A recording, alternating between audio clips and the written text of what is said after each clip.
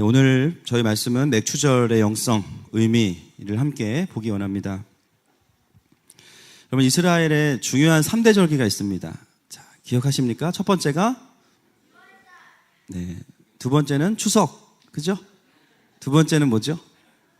맥추절. 세 번째가 점점 소리가 줄어들고 있어요. 장막절, 그죠? 우리가 추수감사절로 지키는 이 3대 절기가 있습니다. 어떤 분들은 우리가 왜 이스라엘의 명절을 관심을 가져야 되냐, 이런 마음과 생각들을 가진 분이 계시겠지만, 중요한 것은 하나님께서 이스라엘이 출애굽한 이후에 이 명절을 주신 분이 누구예요? 이스라엘에게 절기를 주신 분이 바로 하나님이시죠. 그냥 다른 민족과 다르게 너희가 명절이 없으니까 이렇게 지켜라, 이런 개념으로 주신 게 아니라, 이 절기에는 1년을 주기로 하나님의 구원의 역사의 흐름을 담고 있는 하나님의 마음이 들어 있습니다. 그래서 절기를 우리가 알면 알수록 첫 번째로는 이스라엘의 역사를 반영하지만, 두 번째는 이 땅을 향한 하나님의 구원의 역사와 그 전개가 들어 있고요. 그리고 각 그리스도인들이 신앙생활을 하는 삶의 원리들이 이 절기 안에 들어 있습니다. 첫 번째 절기가 구원을 상징하는 유월절이죠. 유월절을 시작으로 무교병을 먹는 무교절이 시작이 됩니다. 이스라엘 백성들이 그 출애굽을 경험할 때 장자를 하나님께서 죽이지 않는 대신에 어린 양의 피를 문설주에 바르고 그 피를 보면 천사들이 거길 넘어갔어요. 그래서 패스오버라 그래서 그것을 유월이라고 합니다. 결국 이스라엘은 유월절을 기념하면서 양고기와 또 무교병을 먹으면서 자신들의 구원받았음을 기념하는 시간을 보냅니다. 그런데 이것은 이스라엘의 역사로만 끝나지 않고 신약에 와서 이 유월절의 절기를 따라 누가 죽으셨습니까? 예수님께서 죽으셨어요. 예수님께서 유월절의 어린 양으로 죽으셨습니다. 그래서 이것은 이스라엘에게만 구원이 아니라 바로 우리에게도 십자가의 복음으로 인해서 온 세상의 구원의 길이 열려졌음을 선포하고 있는 것이죠. 아멘이십니까? 그리고 나서 두 번째 주어지는 절기가 오늘 우리가 지키고 있는 맥추절입니다. 어떤 분들 자꾸 맥추절이라고 하니까는 맥주와 상관이냐고 물어보시는 게 계시는데 전혀 없습니다. 보리라는 점은 비슷해요. 그러나 전혀 상관이 없습니다. 한국에서는 현재 맥추절이 지켜지면서 원래의 개념과는 조금 다르게 이해가 되고 있는 부분들이 있어요. 맥추절을 그 상반기 결산의 감사로 이해하는 경향이 있습니다. 의도가 나쁜 것은 아니지만 하나님께서 맥추절을 주신 절기에 대한 개념과는 조금 거리가 있어요. 오늘 본문을 한번 확인하겠습니다. 23장 16절 출애굽기 시작.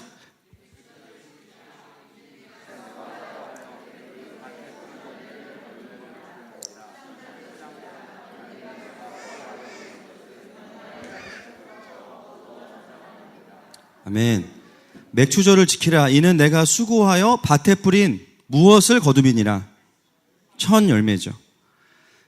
여러분, 맥추절은 상반기에 대한 감사가 잘못된 것은 아닙니다. 그러나 감사로 드리는 절기가 아니라 맥추절은 뭐냐면요, 시작하면서 하나님께서 주신 첫 것을 드리는 게 맥추절의 핵심이에요. 이해되시죠? 그래서 결산이 아니고 시작하면서 드리는 믿음의 결단이에요. 하나님께서 때로는 돌아보니까 나의 삶에 공급하시고 또 채워주시는 것에 대한 감사가 참 있습니다. 할렐루야. 그것도 감사하지만, 그러나 그 모든 것들이 나에게 오기 전에 나의 삶에 처음으로 주신 것에 대해서 내가 하나님께 감사로 드리는 이 믿음의 결단, 이게 바로 맥추절에서 말하고 있는 감사라는 것이죠. 여러분, 이것은 그러면 믿음의 결단이 필요합니다. 여러분 생각해 보세요. 저는 경험해 보지 않았지만 우리 한국이 몇십 년 전만 해도 보릿고개라는 게 있었어요. 들어보셨습니까? 보릿고개. 어디 있는 고개냐 뭐 이러시는 분이 계시는데, 어떤 이 고개가 아니고 겨울에 열심히 수확한 곡식이 봄과 초여름을 지나면서 다 떨어지면 보리가 수확을 맺기 직전에 먹을 것이 없는 기간이 옵니다. 4월부터 한 5, 6월까지. 저도 경험해 본 적은 없어요. 그때를 보릿고개라고 합니다. 근데 여러분, 한국 교회가 이 맥추절을 제정할 때 제일 먼저 이런 보릿고개가 있을 그 타이밍에 맥추절을 제정을 해요. 여러분 생각해 보세요. 지금 한 2달을 굶었는데 처음으로 보리를 수확했어요. 너무 배가 고픈데 맥추절을 지키려면 어떻게 해야 돼요? 그것을 가지고 교회에 와서 헌물을 해야 되는 거예요. 여러분, 쉬운 일일까요? 어려운 일일까요? 지금 남일이라고 지금 대답 안 하시죠? 여러분, 한 끼만 굶으면 손이 떨립니까? 안 떨립니까? 떨리죠. 옆 사람 막 죽이고 싶고 막 그렇잖아요. 그렇죠? 2달을 굶고 정말 처음 낳은 그 보리 이삭을 가지고 오면요, 헌물을 드리다가도 나도 모르게 내 입으로 들어가는 수가 있어요. 여러분, 이것은 굉장히 어려운 일이고 쉽지 않습니다. 믿음의 결단이 필요한 거죠. 오늘 우리가 이 맥추절에 대한 내용을 읽어가면서 그런 오해를 할 수 있는 거예요. 마치 하나님은 나의 생활과 상관없이 나에게 일수돈을 요구하시는 사채업자가 아닌가. 하루에 나의 필요한 것들과 상관없이 그냥 일정량을 나에게 다오, 이렇게 말씀하시는 분이 아닌가.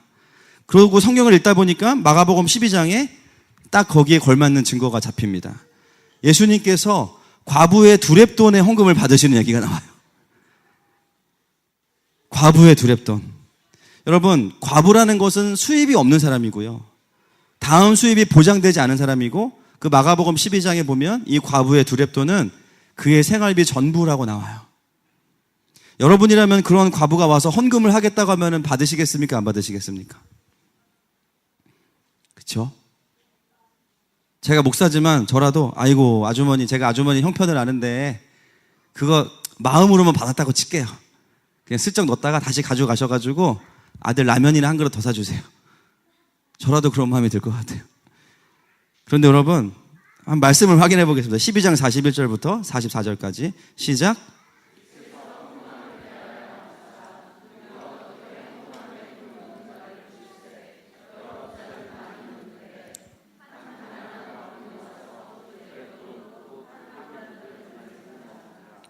예수께서 제자들을 불러다가 이르시되 내가 진실로 너희에게 이르노니 이 가난한 과부는 헌금함에 넣는 모든 사람보다 많이 넣었도다. 그들은 다 풍족한 중에서 넣었거니와 그 가난한 중에서 자기의 모든 소유 곧 생활비 전부를 넣었느니라 하시니라. 자, 성경 퀴즈 나갑니다. 예수님께서 과부의 마음만 받으셨습니까? 아니면 두렙돈을 다 받으셨어요? 네, 두렙돈 다 받으셨죠.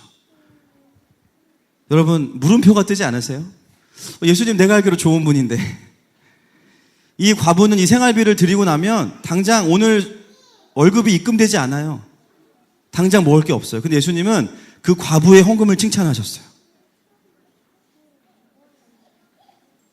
우리가 이 장면만 보게 되면 예수님에 대한 심각한 오해를 하게 되죠. 그러나 우리가 생각해 볼 것은 그 과부가 그 헌금을 하고 난 이후의 삶에 대해서는 확인할 수가 없습니다. 대신에 이와 비슷한 얘기가 구약에 있어요. 떠오르십니까? 열왕기상 17장에 있습니다.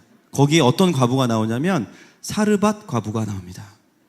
기억나시죠? 12절과 13절 말씀 같이 한번 읽겠습니다. 시작.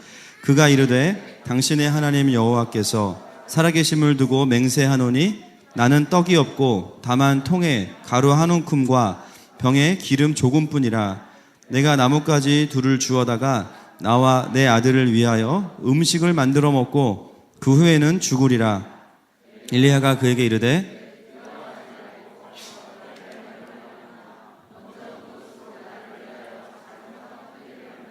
내게로 가져오고 그 후에 너와 내 아들을. 아멘. 더 지독하네. 그죠? 여러분, 이게 성경에 있는 내용입니다. 지금 여러분 어떤 상황이에요? 사르밧 과부가 지금 이 조금 남은 밀가루와 기름을 가지고 떡을 해먹고 이제는 먹을 게 없기 때문에 그냥 죽을 때까지 아들과 자기가 버티겠다 이렇게 얘기했는데요, 이 선지자가 와가지고 뭐라 그래요? 그거 날 달라는 거예요. 굉장히 심각한 얘기입니다, 이게 지금. 여러분 하실 수 있어요, 이렇게?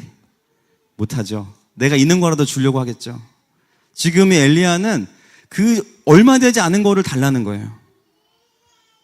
그런데 충격적인 건 뭐냐면 엘리야가 말하고 과부도 거기에 순종해요. 그 다음 말씀 읽어보겠습니다. 14절부터 16절. 그 다음에 어떤 일이 일어나나? 시작. 이스라엘의 하나님 여호와의 말씀이 지면에 내리는 날까지 그 통의 가루가 떨어지지 아니하고 그 병의 기름이 없어지지 아니하리라 하셨느니라. 그가 가서 엘리야의 말대로 하였더니 그와 엘리야와 그의 식구가 여러 날 먹었으나 여호와께서 엘리야를 통하여 하신 말씀같이 통의 가루가 떨어지지 아니하고 병의 기름이 없어지지 아니하니라. 아멘. 이 말씀 때문에 우리가 긴장이 좀 풀렸어요. 여러분, 사르밧은 그 당시에 바알을 숭배하는 아주 본거지입니다. 여기에는 바알 신전과 바알이 엄청나게 많아요. 여러분, 바알이 무엇을 주는 신이라고 우상으로 섬기죠? 풍요를 주는 신이라고 섬겨요. 그런데 그 풍요를 주는 신이라는 바알을 섬기는 본거지에는 과부는 먹을 게 없어요. 현재 돈을 열심히 추구하는데 돈이 벌어지지 않는 거죠. 근데 하나님께서 그 바알을 숭배하는 그 사르밧의 핵심 부에 살고 있는 과부에게 엘리야를 보내십니다. 그리고 그 과부는 자기의 얼마 남지 않은 그 식량을 바알에게 바치는 것이 아니라 엘리야에게 바친 것은 하나님께 드린 거죠. 엘리야에게 바쳐요.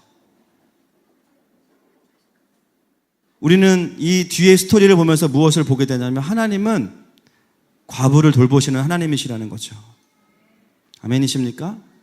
직접 채워주시든 다른 사람을 통해서 마음을 주셔서 채워주시든 하나님은 채워주시는 하나님이시고 그 하나님은 신약의 예수님이십니다. 이 사르밧 과부의 가정에 일어난 기적은 우리에게 무엇을 의미할까요? 누가 너희의 진짜 풍요의 신이냐라는 것이죠. 모든 사람들이 돈에 미쳐서 살아가는 이 시대 속에서 돈을 추구하며 살지만 돈이 없는 자들에게 오늘 이 엘리야의 사르밧 과부의 기적은 너네가 추구하는 그 신이 너에게 그것을 줄 수 없다라고 이야기하는 겁니다. 누가 너희를 공급하는 신이냐?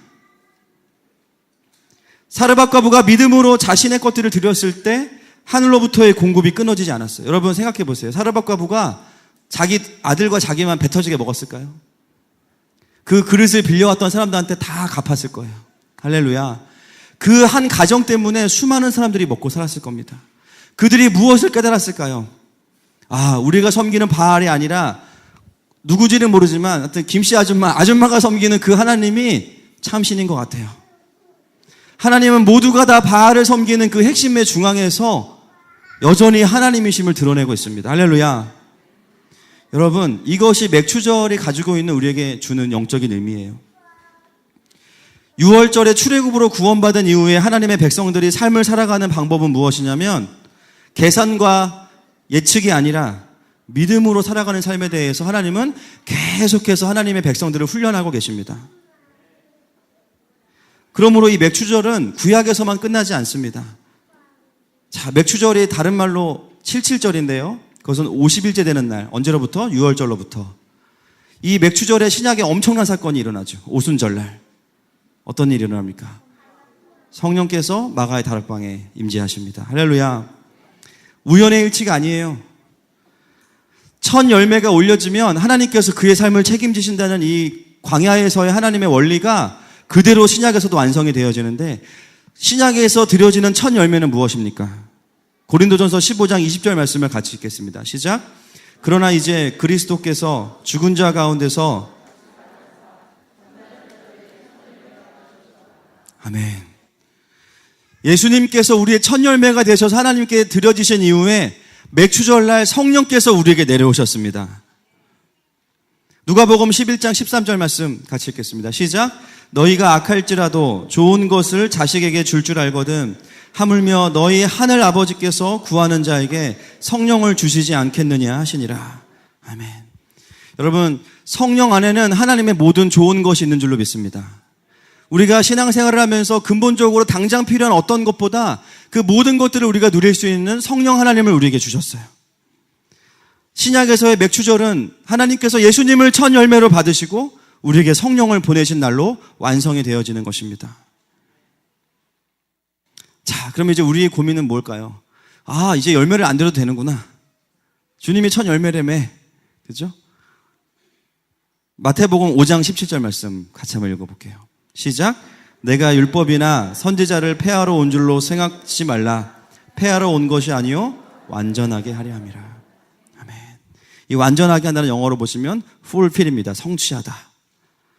신학자들 중에 율법에 대한 두 가지의 견해가 있습니다. 세 가지의 견해인데 첫 번째는 율법은 폐하여졌다는 거예요. 그러니까 뭐 11조고 뭐고 다 이제 없어졌다. 이제는 안 해도 된다. 율법 폐기론자들. 또 한쪽은 뭐냐면 율법으로 돌아가야 된다. 율법 회기론자들이 있어요. 답은 뭘까요? 둘 다 틀렸어요. 예수님 뭐라고 말씀하세요? 나는 율법을 성취하기 위해 했다고 말씀하시죠. 율법 폐기론자들은 그러면 자기 성경책에서 구약을 찢어버려야 됩니다. 교회 다닐 때도.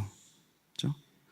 그것은 폐하여진 것이 아니에요. 예수님이 오신 것은 오히려 율법을 근본적으로 완성하시기 위해 이 땅에 오셨다고 본인이 말씀하고 계시죠.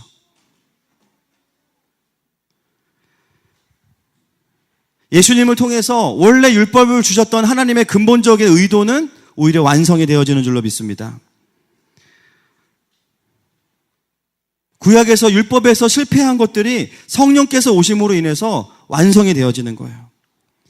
전에는 1년에 한 번 맥추절을 지키면 됐어요. 그런데 이제는요, 어떻게 된지 아십니까? 성령께서 우리에게 오셔서 날마다 우리가 우리의 우선권을 주님께 드려야 되는 게 맥추절이 된 거예요. 자, 성경 퀴즈. 구약이 편합니까? 신약이 편합니까? 구약이 훨씬 편한 거예요. 이거는 날마다 맥추절이야, 이제는. 절기 한 번만 그냥 아주 잘 그냥 섬겨드리면 됐는데 이제는 그게 아니에요. 날마다 내가 내 삶의 첫 것, 날마다 내 삶에 주님께서 주신 것에 우선순위를 주님께 드려야 우리가 이제는 맥추절의 삶을 살 수 있는 것이죠. 제가 그래서 봤어요. 과연 신약 시대에는 이 모든 게 다 폐하여졌나? 아닙니다. 사도행전에 성령을 받은 이후에 사도들과 제자들을 보세요. 성령께서 오신 다음에 그 다음 장에 보시면요. 누가 등장하냐면 바나바가 등장합니다. 바나바가 등장해서 뭐 합니까? 자신의 모든 소유를 팔아서 사도들 앞에 두죠.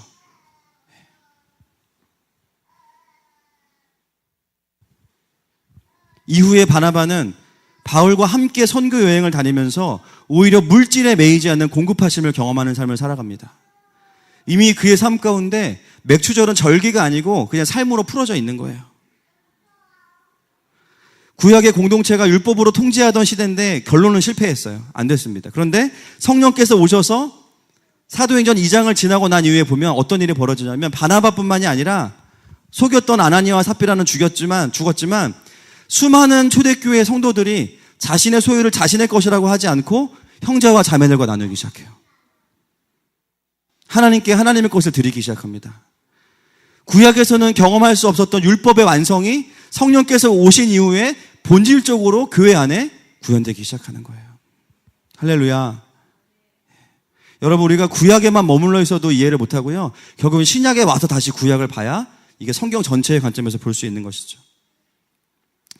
어떤 분들은 기독교 탄압으로 인해서 어쩔 수 없이 그들이 서로의 물질을 나눌 수밖에 없었다. 이런 관점으로 해석하는 분들이 계시는데요. 굉장히 위험한 해석입니다. 여러분 생각해 보세요. 설령 그런 상황이 벌어진다고 하면 여러분 거를 옆에 있는 분들과 나누시겠습니까? 표정들이 다 저에게 아니라고 얘기하고 계세요. 여러분 아무리 그런 상황이 펼쳐져도 성령이 아니고서는 나의 것을 다른 사람과 나눌 수 없어요. 이것은 환경이 우리를 그렇게 몰아가는 것이 아니고 복음이 아니고서는 불가능한 것입니다. 어떻게 보면 초대교회의 그 아름다운 모습을 본딴 정치제도가 민주주의가 아니고 공산주의죠. 그런데 거기에 복음이 없으니까 0.001%의 엄청난 부자를 만들어내고 나머지는 다 가난한 그런 구조를 만들어버렸어요. 왜 그래요? 자신들의 죄의 문제가 해결되지 않으니까 부가 결국은 몇 사람에게, 권력을 가진 사람에게 집중되어질 수밖에 없는 것입니다. 성령이 아니고서는 불가능한 일이 되는 것이죠. 오순절 이후에 초대교회는 구약의 광야의 이스라엘보다 훨씬 더 자신을 하나님께 드리는 삶을 살아가요. 절기로 끝나지 않고 삶으로 살아가게 됩니다. 여러분, 성령께서 오셔서 하신 일이 무엇이냐면 맥추절의 영성을 날마다 삶으로 가져갈 수 있도록 우리에게 풀어놓으신 거예요. 아멘이십니까? 그래서 오늘 설교는 좀 우리의 마음을 무겁게 할 수밖에 없습니다. 그 율법을 이루는 삶을 성령께서 오셔서 우리에게 돕고 계신 거죠. 그래서 구약에 보면 타락할 때 이스라엘 백성의 가장 큰 증거 중에 하나가 뭐냐면요, 처음 것과 11조를 하나님께 드리지 않는 거예요. 처음 것과 11조를 하나님께 드리지 않으면 어떤 일이 벌어질까요? 성전이 무너집니다. 왜냐하면 거기에 있는 레위 지파들을 분깃이 없기 때문에 12지파가 책임져야 되는데 책임지지 않는 거예요. 그러니까 레위 지파가 어떻게 해요? 먹고 살 게 없으니까 투잡을 뛰는 거예요. 목사님이 대리운전하고 배추 팔러 갈고, 그죠? 택배하고 하나님의 임재를 지킬 수 없는 구조가 만들어져요. 성전이 운영이 되지 않으니까 이스라엘 안에 하나님의 임재가 끊어져 버려요. 이것이 바로 율법이 실패한 것들을 우리가 보게 되는 것입니다. 그래서 느헤미야 10장 35절 이하에 보면 느헤미야가 성벽을 재건하면서 제일 먼저 한 일이 뭐냐면요, 다시 레위 지파를 불러 모으는 거예요. 야, 너네는 이런 알바하지 말고 주님이 주시는 거 먹고 여기서 성전을 세워야 된다. 다시 하나님의 임재가 있게 하라. 할렐루야. 다시 번제가 있게 하라. 다시 이 성벽 안에 하나님의 임재가 있을 수 있도록 너희가 예배를 세워야 된다. 그리고 나머지 12지파를 불러 모아서 무엇을 그들에게 강력하게 주장했냐면, 다시 너희들의 11조 해. 다시 첫 것을 하나님께 드려. 그리고 나서 이스라엘의 재건을 보게 됩니다. 어느 순간 이스라엘이 자신들의 필요한 것들은 다 채우고 누리면서 살면서 하나님께 드려야 될 것들을 뒤로 미루기 시작하면서부터 이스라엘은 와해가 되기 시작했죠. 쉽게 말하면 내가 필요한 거는 다 사요. 홈쇼핑으로 사고, 그렇죠? 여행 가서 필요한 거 다 사고. 그런데 재정을 주시는 하나님 앞에 구별해서 드려야 될 것들은 드리지 않는 거예요. 자녀들 비싼 과외와 학원 보내는 데는 돈이 안 아깝지만 그것을 주신 하나님께 내 것을 구별해서 드리는 것은 돈이 아까운 거예요.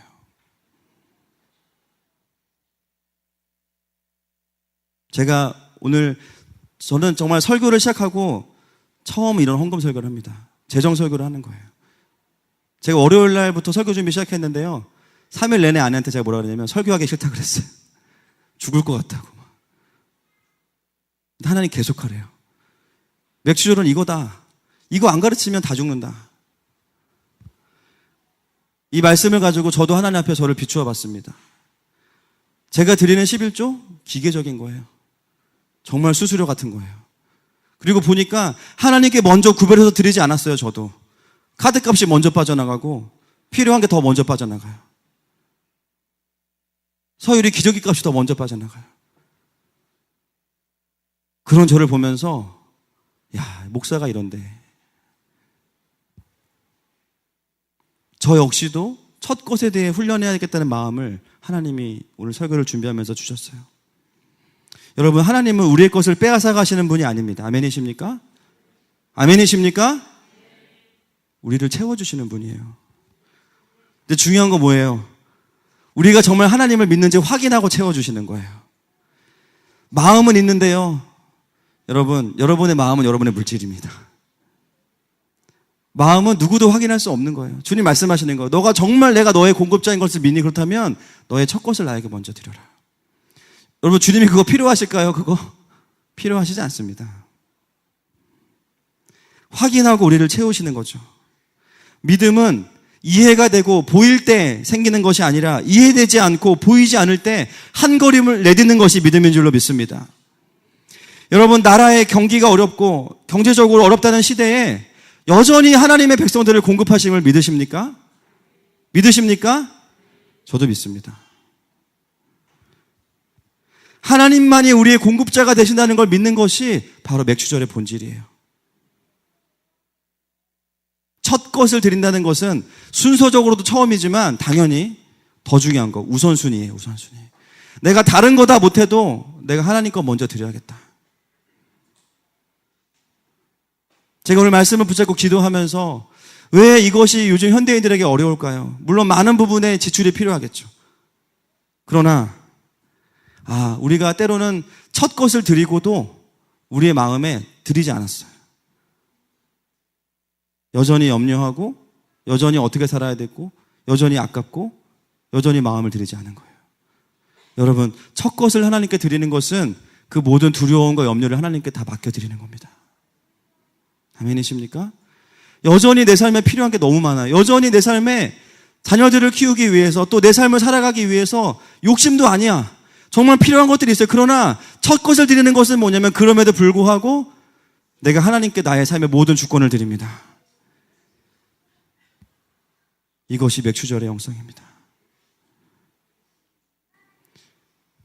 여러분 오늘 기도하실 때 다시 결단하시기를 축복해요. 그런데 거기에 염려와 계산과 불안함도 주님께 드리시기를 축복합니다. 첫 것을 드리는 것은 그 모든 염려의 머리를 잘라버리는 거죠. 마태복음 22장 37절부터 39절까지 말씀 함께 읽겠습니다. 시작.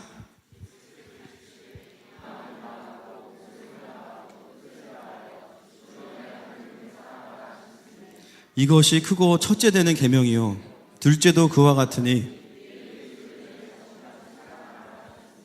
아멘. 여러분, 계명은 두 가지입니다. 쉽게 말하면 첫 번째가 하나님을 사랑하는 거예요. 근데 이 계명이 어떤 계명이에요? 크고 첫째 되는 계명이에요. 그 말은 뭐냐면 뒤에 거 못해도 앞에 거 먼저 해야 된다는 거예요. 아멘이십니까? 하나님을 먼저 사랑하는 것이죠. 여러분, 이웃사랑으로 하나님 사랑을 퉁치면 절대 안 됩니다. 이웃사랑하지 말자는 거 아니죠. 그 어떤 것도 우리가 하나님을 사랑하는 것보다 우선순위가 될 수 없어요. 제가 강단에서 늘 복음을 외치고 우리가 하나님을 사랑해야 되는 것을 외치지만, 여러분, 저희 교회가 실제로 하는 사역을 보면요, 구제하고 선교하는 사역이 많이 있습니다. 근데 제가 그거 다 떠들지 않죠. 그건 당연한 거니까. 여러분, 이 작은 교회가 아프신 분들을 위해서 전담으로 신방하는 사역자들을 모셔서 사역을 하고 있잖아요. 여러분, 저희 다음 주에 재직회 하겠지만 분명히 또 재정이 늘었을 거예요. 그러나 잔고는 많이 없을 거예요. 왜 그렇습니까? 또 선교지에 보내고 또 조금 늘면 또 후원하고, 저희 교회는 계속 가난할 겁니다. 그런데 더 많은 사람을 먹여 살릴 겁니다. 더 많은 선교지에 힘을 실을 거예요. 계속 가난할 거예요. 알고 다니시기를 축복합니다. 말씀 드렸어요, 저는 분명히. 구제와 선교는 떠든다고 되는 게 아니라 그냥 하는 거죠. 그걸 제가 날마다 여기서 우리가 뭐 했습니다 말하는 것 아니에요. 절대로 이 순서가 바뀌면 안 돼요. 하나님 사랑과 이웃 사랑의 순서가 바뀌면 큰일 나는 겁니다. 절대로 11조와 구제를 혼동하지 마십시오. 하나님께 드릴 것은 하나님께 드리고, 형제와 자매를 위해 나눠야 될 것은 기도로 받으셔서 구하셔서 나누세요. 혼동하시면 안 됩니다. 그동안 우리가 이것을 몰라서 못했을 수도 있고요. 아니면 알았지만 내 상황에 밀려서 내가 못했을 수도 있어요. 괜찮습니다. 저는 우리가 헌금 많이 하자는 말씀을 드리고 싶은 것이 아니라 우리의 삶의 우선순위를 다시 보아야 된다는 것이죠. 저는 맥추절이 뭐 폐지됐다 안 폐지됐다, 그거 중요하지 않습니다. 주님께서 맥추절을 주신 의도가 있으신 거예요. 너의 삶에 지금 우선순위가 어디에 있냐.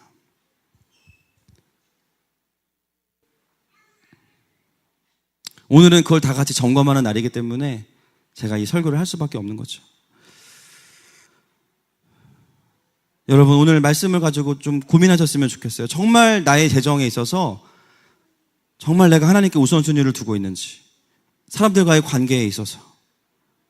여러분, 자녀들에게도 오늘 통합예배지만 무엇을 가르쳐야 될까요? 11조 훈련하고 첫 것을 주님께 드리는 훈련해야 됩니다. 어렸을 때부터. 할렐루야, 할렐루야.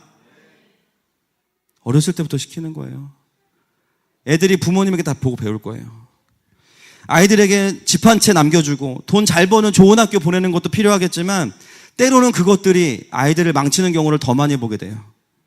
그런데 오히려 아이들에게, 사랑하는 자녀들에게 너희들의 재정이 어디로부터 오는지를 너희가 알기 원한다. 그 재정의 주인 되신 하나님, 할렐루야.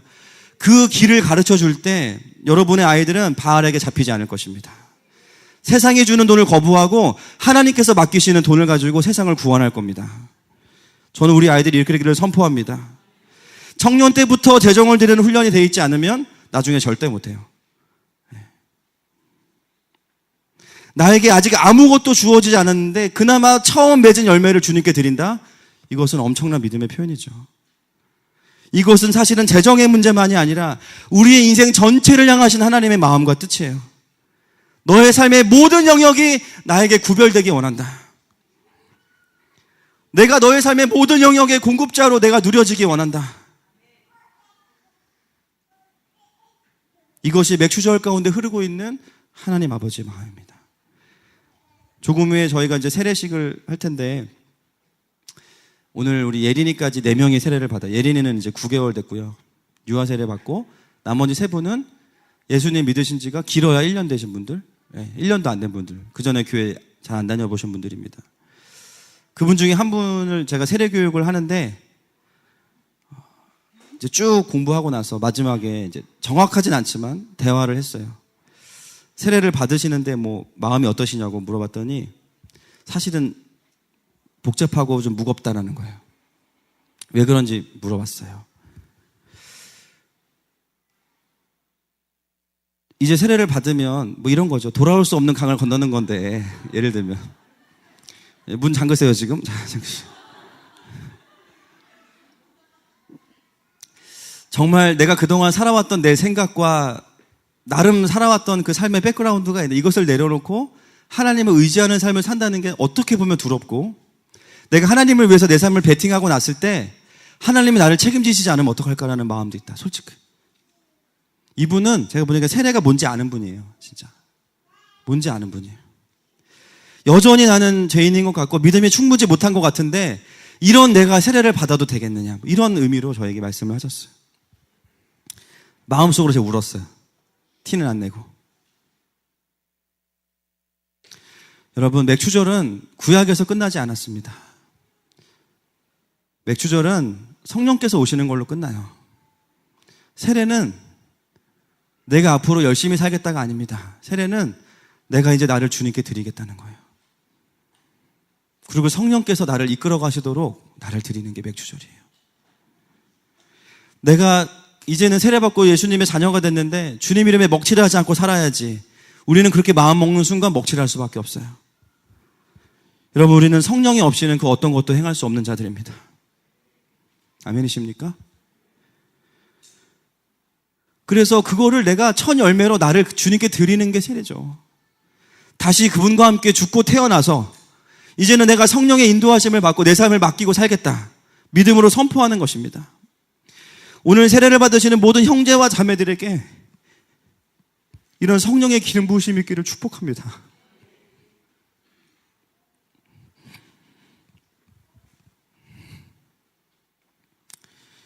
오늘 이 맥추절의 말씀이 우리의 모든 세대에게 아멘으로 풀어질 때 하나님 여러분에게 재정의 문도 여실 거예요.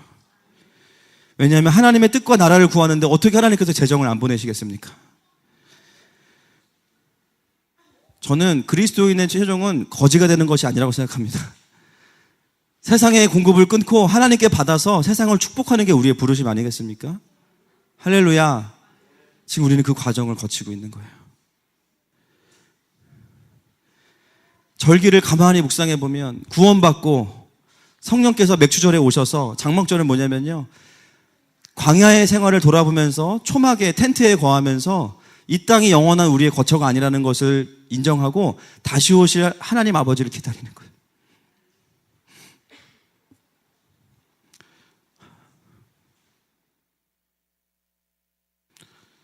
우리가 주님을 기다리는 우리의 삶의 패턴은 믿음으로 사는 겁니다.